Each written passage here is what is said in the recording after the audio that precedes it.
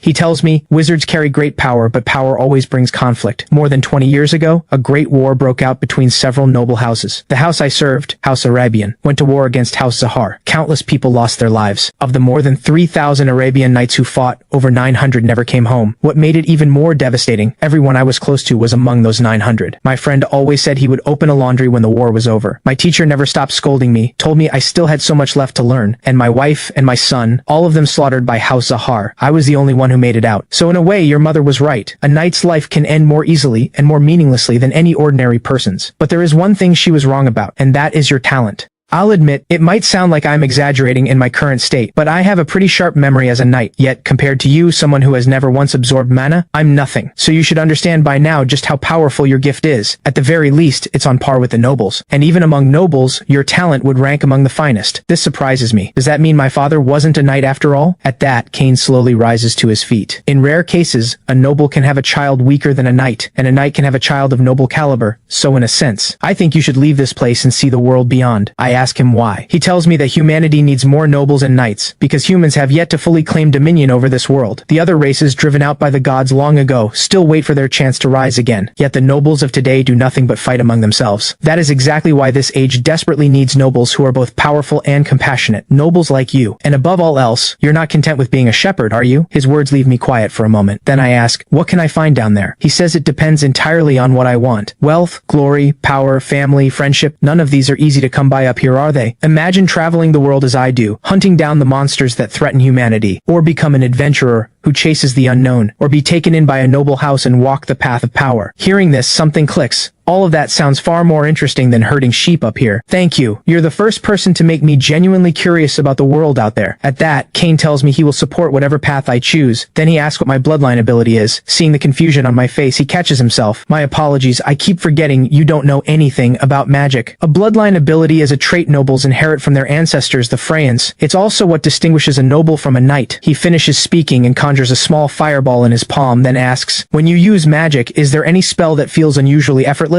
Or perhaps some ability that feels unique? I run through what he said in my mind. I tell him my sense of smell is exceptionally sharp, and that I can throw stones with remarkable accuracy. He says that if my sense of smell is truly extraordinary, it could very well be a bloodline ability. Mastery of ranged weapons is one of House Arabian's defining traits, though it's actually quite a common one. He presses for more details, and as I answer each one, I notice his expression darken. I ask him what's wrong. He says he might know which house my bloodline most closely resembles. I ask him to tell me. He tells me it is a great house, the ones known as the Trackers, or Hunters. House Zahar, the same house that had once waged war against House Arabian. His words stopped me cold. I never could have imagined that my house could be House Zahar, the house that had killed everyone Cain ever loved. I'm at a loss for words. An apology? But those were the acts of family I've never even met. People who are practically strangers to me. Then he speaks. Tehran, there's no need for that look on your face. You had no part in that war. I know exactly what he's saying, but still, words fail me. He offers that familiar smile of his. That's just how the adult world works. If we answer blood with blood and hatred with hatred, the fighting never ends. I ask him, does he have any doubts about me going down the mountain? He places a hand on my shoulder. If you go down there and pursue power, it's all but inevitable that you'll end up joining House Zahar. After all, your talent is extraordinary. But I trust your character. You saved my life, even at the cost of revealing the identity you'd hidden your whole life. Someone like you, rising to a position of power within House Zahar, might just be enough to stop a terrible war from breaking out again. Don't think too much about it for now, though. You haven't decided to join House Zahar yet. It's then that I tell him I think I've made up my mind. I want to try going down the mountain, but not yet. I'll wait until your wounds heal. He insists it's just a few scratches, but he doesn't turn down my offer, and so it begins. Every day, Cain teaches me the fundamentals of magic. He tells me that to use magic, one must possess mana, the key to all magic. But even mana comes in different forms. Whatever magic you wish to wield, you need the right kind of mana for it. I ask him what determines compatibility. He explains, magic compatibility comes down to three main factors: bloodline, affinity, and causality. The first, bloodline, is determined by the blood you are born with. This applies to most nobles outside the knight class. Take my wounds, for example. Healing them would be difficult for you, yes? But for those of the Southern Ravista bloodline, it is something they can do effortlessly, even without training. That is the power of bloodline. I take this in, then ask about the second factor, affinity. He rises to his feet. Think of it as how skilled you are with it, and the last, and most important, is causality. It's something even I don't fully understand. What do you think would happen if you tried to kill me with mana alone? I say maybe my head would glow for a moment, and then nothing. He places his hand over a cup. That is precisely what happens when there's no causality behind it. When the desired outcome has no proper cause, or when the goal is simply too difficult to reach, this is what happens. Something clicks. I tell him I think I understand causality now. If I wanted to kill you, instead of wasting mana on a vague wish for your death, I should give it a concrete cause, like burning you to ash with fire. Is that right? Cain can't help but praise. To grasp causality this quickly, talent like that would make an outstanding scholar. I then mention that I can control ordinary animals at will. What would it take to control monsters? And so, our exchange continues. I never imagined that learning magic would be this difficult. A skilled wizard must not only know how to wield mana, they must understand the principles behind it and know exactly when to apply them. Then something comes to mind, and I ask Cain whether the Zahar bloodline has any unique abilities. Without much hesitation, he tells me, stealth and tracking. He tells me to try it now. I close my eyes and picture it in my mind, invisible to all eyes, my sound and scent undetectable. Slowly, my form begins to fade. I vanish right before Cain's eyes. Cain stares at the empty space. You did it! I can't see you at all. Then, after a moment, my form slowly reappears. He shakes his head in admiration. This ability is as terrifying as ever. During the war, it was what the knights of House Arabian feared most. It is powerful, but remember, it is not invincible. Now let me teach you some methods to train your magic. At that I ask